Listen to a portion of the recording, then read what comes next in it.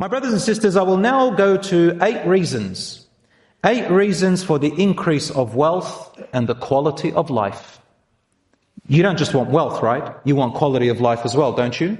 Allah says in the Quran, مَنْ عَمِلَ صَالِحًا مِّن ذَكَرٍ أَوْ أُنثَى وَهُوَ مُؤْمِنٌ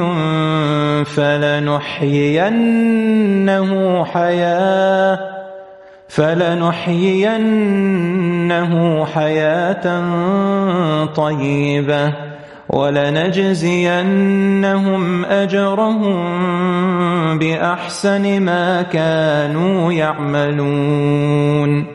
Whoever does actions of righteousness, whether you are a male or a female, while you are true believers and faithful in Allah subhanahu wa ta'ala, then we will surely give them a goodly life here now here. A quality life now in this life. And also in the hereafter, we will reward them abundantly without reducing or decreasing any of their rewards. So you can have both worlds, inshaAllah. Here are 8 ways to increase that wealth and quality of life. Number 1, brothers and sisters, top of the list for a Muslim, getting closer to Allah by implementing what He told you to do and avoiding what He told you to avoid to the best of your ability.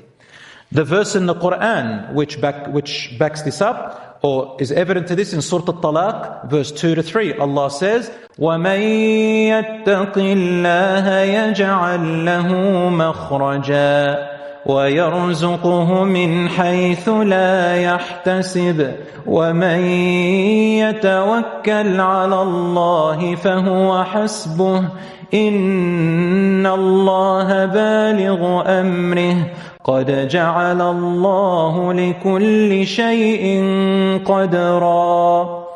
Allah says, and whoever fears Allah, meaning that you try to do what He commanded and stay away from what He avoided, and you get through it even if it's hard, Allah says, He will open up doors for you and create an exit from every hardship you go through. وَمَن يَتَّقِ اللَّهَ يَجْعَل لَّهُ مَخْرَجًا. Whoever fears Allah properly, Allah will always make an opening and an exit out of all of your worries and your hardships you are currently go through, and inshaAllah, the opening will come. And then Allah subhanahu wa ta'ala says, وَيَرْزُقْهُ مِنْ حَيْثُ لَا يَحْتَسِبُ. Not only will He make an opening and an exit out of your hardship, He will provide you with sustenance from places you never imagined. You're going that way, and Allah takes you that way and says, there, it's from that door I'm going to give you. You did not expect that, did you? And you say, Subhanallah, La ilaha illallah, Wallahi, truly Allah gives me from places I never imagined. I was thinking about her, to marry her, Allah gave me right from there. Where? From the moon. From the moon, Subhanallah, she came to me. From such and such country, she came to me. Allah drove him to me. Yani Allah subhanahu wa ta'ala helps you.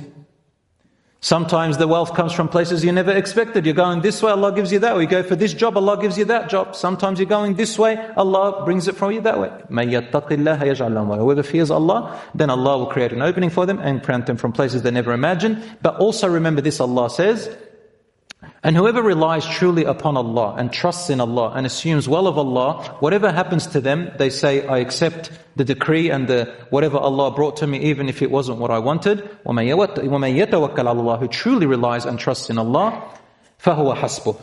That is sufficient for you. Allah is enough for you if you trust in Him. You need no one else. فَهُوَ حَسْبُهُ. إِنَّ اللَّهَ بَالِغُ أَمْرِهِ. You have to understand and know that without a doubt, Allah is going to continue to reach what He has decreed. Nothing's going to change it. He's going to reach it one way or another. So it's not up to us, up to Allah. قَدْ جَعَلَ اللَّهُ لِكُلِّ شَيْءٍ قَدْرًا. Allah has made for every single existing thing a pre-measured destiny. Your atoms have a destiny. Your hair has a destiny. Everything has a destiny. So, my brothers and sisters, this is the case. Number 1. The second way to increase your wealth and quality of life is to be proactive, meaning avoid procrastination. This is discouraged in Islam. And one of the ways the scholars say is try to wake up early and start your day early. Now, there's a few hadiths that say that the Prophet ﷺ made dua for people who wake up early and stay up after Fajr. All these hadiths are actually weak in their narration, so we can't rely on them. They're not necessarily, the law. But in general, starting your day early, not procrastinating and leaving things to the last minute. And in general, starting early, you have a fresh mind, you have a more focused mind, your body is energized, and there is a lot of, alhamdulillah, results and studies that have shown that people who start their day early, whether you go to the gym, whether you take a walk, whether you read something, whether you do something else before you start your work, there is great provision and goodness, inshallah, in starting early. I know a friend who is back in Adelaide. I went and visited there, mashallah. He's very successful in his business and whatever he does. And mashallah, he takes his prayer mat with him. He prays in his office where he works. But he runs his own business in this big apartment. And he says to me, for the past 10 or so years, my work has always been from 5 a.m. to 12 p.m. That's it. I don't work a single thing after 12. How he managed to do that, it doesn't apply to everyone, but the point is that he loves to do his work in the morning. After 12, he goes after his hobbies, he doesn't touch anything of his work. And he says, Wallahi, it has made a huge difference for me. Right? Mentally, I have time for my family, I have time for my hobbies, I have time for my other things. So it's not a luxury for everybody, of course. Those of you who work 9 to 5. I mean, I was working for 20 years, 9 to 5 until last year, alhamdulillah. So once you build your skills and your expertise and you're able to do something else, alhamdulillah. If you're not able, then remember that every hardship and every struggle that you go through, so long as you're doing it in halal and for a good purpose, Allah subhanahu wa ta'ala will not let your efforts go in vain. Number 3 is optimistic mindset, planning and setting goals. This is part of Islam. The Prophet ﷺ would wake up in the morning and he would plan his day, the day. Number 4, trusting in Allah in all matters, big or small, coupled with carrying out the means to it and using your resources that Allah gave you.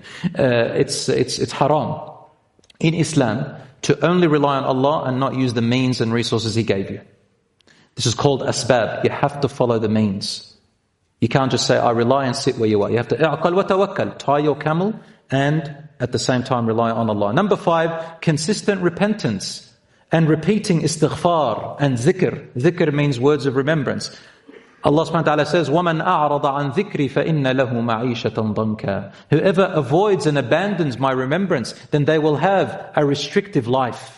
You may have a lot of money, big house, but your life is just always claustrophobic. You have too many problems. You have problems in your family, you have problems with your kids, you have problems within yourself. You're always angry, you're always frustrated, and you have the world really. But if you've abandoned Allah's dhikr and remembrance, so you're not doing it the right way, you're not doing it from your heart, then Allah says you will have a restrictive life, a claustrophobic life.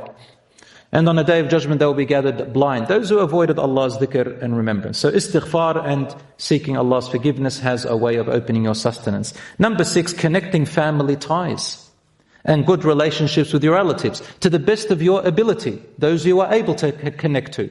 Rasul ﷺ said, whoever loves that he be granted more wealth and that his life be prolonged with goodness, then he should keep good relations with his kith and kin. Be good to your parents, be good to your siblings if you can, your uncles and aunts, people your brothers and sisters, of course, within your ability. Within your ability. I always say to people, some people, they have toxic family members, unfortunately. It's very hard to create a good relationship with them. You do good to them, they do bad to you. So Islam doesn't tell you have to subject yourself to get yourself stepped on and abused. But, of course, look at how far you can get. If you cannot have a totally good relationship, have half a good relationship. If you can't have a half, have a quarter. If you can't have a quarter, have a bit less, a tenth, whatever it is. Have, but don't cut it off, completely. I know people whose children, for example, became really bad. And, I had mothers and fathers come to me and say, what should I do with this son, with my daughter, or with so-and-so? And I say to them, listen, no matter what, keep, even if a thin thread of hair that you can keep between you and them, even if it's just a messaging, just every now and then, keep it. One day they may wake up and may come back to you, and inshallah you'll rebuild that relationship. But don't cut off a person completely. And that's what Allah subhanahu wa ta'ala is asking you to do. You're not the person who cuts it off for no reason. If the other one cuts it off, it's not your fault. But you always are open, inshallah, to a relationship, but it doesn't have to be the same as before. It doesn't mean you give all yourself. It doesn't mean you don't learn from it. It doesn't mean you have to trust them in everything. Some people think that if you forgive someone or you establish a relationship that you're going to have to be best mates and you have to, give your money to them. No, it doesn't mean that. but it means to maintain some elements of tie, because family, brothers and sisters, there are many studies about it, that family and having good relationship with your parents, with your children, with your family, actually gives you a better mental health. And people like that are more focused and they have a much more quality of life, if you can. If you can't do it with your parents, do it with your children, inshallah, and break the cycle. Number 7, gratitude. Gratitude with your tongue and with your actions. How do you show gratitude to Allah subhanahu wa ta'ala? By saying Alhamdulillah, by obeying His commands as much as you can, by giving the zakat for your money, by donating from it, by using it in the right way, by earning it in halal, by not wasting it in haram, by not being an extravagant spender to the point where you can't afford your own things, by putting it in the right places. This is being grateful for your wealth. And number 8, charity. Charity, giving and spending on others, especially your dependents first and then others. That increases your quality of life and your wealth, inshaAllah. Finally, I'll talk about the 10 causes that decrease your rizq, your wealth and your quality of life. And the ulama, the scholars, have summed them up into 10 of them. Number 1, a person's rizq and sustenance is decreased and their quality of life is decreased if they are lazy dependent. Like that boy who said, sustenance will come to me. Lazy dependent person will decrease your rizq and your quality of life. Number 2, israf and tabdhir, which means extravagant spending, wasting and mismanagement of resources. So if you have a lot of wealth and you are able to afford, more things, then go for it. But if you have less wealth and you want to buy the same thing as the wealthy person, then you are doing israf. You are extravagantly spending. So extravagantly spending is relative, within your affordability. Within your affordability. Wasting your money is when you spend it on haram things. When you spend it on haram things, that's called tabdhir. Prophet ﷺ said, مُبَذِّرُونَ إِنَّ الْمُبَذِّرِينَ كَانُوا إِخْوَانَ الشَّيَاطِينَ. Those who waste their money on haram things are the brothers and sisters of the shaitan. And those who are musrifeen, meaning that you overspend beyond your means, Allah says, well, إِنَّ اللَّهَ لَا يُحِبُّ الْمُسْرِفِينَ. Allah does not like those who are extravagant spenders beyond their means. And the final ones of them are, that decrease your sustenance, is repeated sins and its accumulation. It has an effect on your sustenance, quality of life. Number 4, ingratitude and ungratefulness, including thanking others instead of thanking Allah. Number 5, stinginess. You're stingy on yourself, you're stingy on your family, you're stingy on others. What does stinginess mean? It means that you do not give yourself the minimum right, and you don't give your family their minimum rights, and you don't give the rights of others with your wealth. That means you are stingy. If you give more than their rights, then you are considered starting on the journey of being generous. So I know that some people, they might think that others are stingy because they didn't take them on a holiday, for example, or to a restaurant. It doesn't mean you're stingy. It means you're just trying to manage your wealth. But being stingy meaning that when you are stingy on food, on clothing, on shelter, on livelihood, the minimum requirements of a person to live. Number 6 is relying on superstitious and delusional beliefs. These decrease your wealth. People like that go mentally crazy. They rely on superstitions, delusional beliefs, omens and signs to increase their wealth and their quality of life. Number 7, abandoning zakah. Zakah purifies your wealth, and that's when you work something and some haram wealth comes into your wealth, let's say a small percentage of it and you couldn't avoid it, zakah purifies your wealth. Otherwise, your wealth is not blessed and there is no barakah. Number 8, abandoning your obligations, the fara'id, which Allah subhanahu wa ta'ala said to do, that decreases sustenance and quality of life. Number 9, carelessly earning forbidden income. You don't care where it comes from. There are people who can't avoid it. Allah's not talking about them. He's talking about those who don't care. I don't care if I get it from haram. And number 10, destroying family relationships. Destroying them, of course, we already talked about it, outside of your control. When you want to destroy it for your own whims and desires, that creates a bad quality of life, even if you think it's going to be better. Last things I want to share with you, my brothers and sisters, is a few du'as, a few dhikrs that you can do, inshaAllah, that the our Sharia has taught us, the Prophet ﷺ taught us. It's also in the Quran. And I'll just say a few of them and conclude with a beautiful poem, if you don't mind. So one of the du'as that the Prophet ﷺ taught us to increase sustenance and quality of life is the following. I just chose the shortest ones. Allahumma inni as'aluka ilman nafi'an وَرِزْقًا طَيِّبًا وَعَمَلًا مُتَقَبَّلًا. O Allah, I ask you for knowledge that is of benefit, a good provision, and deeds that will be accepted. And you should recite this dua upon waking up in the morning.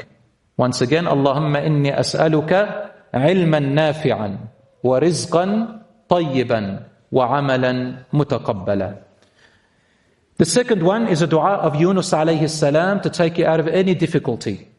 Subhanaka Allahumma inni kuntu min al-zalimin. Or Subhanaka inni kuntu min al-zalimin. Oh Allah, you are so perfect, I am not. I have oppressed and wronged myself. Saying this dua will take you out of every hardship. The Prophet ﷺ said so. Another dua that you can say and dhikr is this. Allahumma inni a'udhu bika min al-faqri wal-qillati wal-dhilla. Oh Allah, I seek refuge in you from poverty and from lack of resources, wal-dhilla, and humiliation, needing to ask people. وَأَعُوذُ بِكَ أَنْ أَظْلِمَ وَأَنْ أُظْلَمَ. And I seek refuge in you, my Lord, from being an oppressor to others and from others oppressing me. This is Rasul sallallahu alayhi wa sallam told us, the hadith in Rawahu Imam Ahmad. So these are some ways, brothers and sisters, some dhikr. Download a book called Fortress of the Muslim and take some dhikr du'as from there that inshaAllah when you say them, bi'idhnillah, by the will of Allah subhanahu wa ta'ala, it has an effect on the provision, and Allah subhanahu wa ta'ala works with you when you make this dhikr. Finally, I finish with this beautiful poem of reflection. Someone wrote it, I don't know, it's an anonymous person, but I really loved it. It says, I asked for riches that I might be happy. I was given poverty that I might be wise. I asked for power that I might have the praise of men. I was given weakness that I might feel the need of God and empathy. I asked for all things that I might enjoy life. I was given life that I might enjoy all things. I got nothing I asked for, but everything I had hoped for. Almost despite myself, my unspoken prayers were answered. I am among men most richly blessed.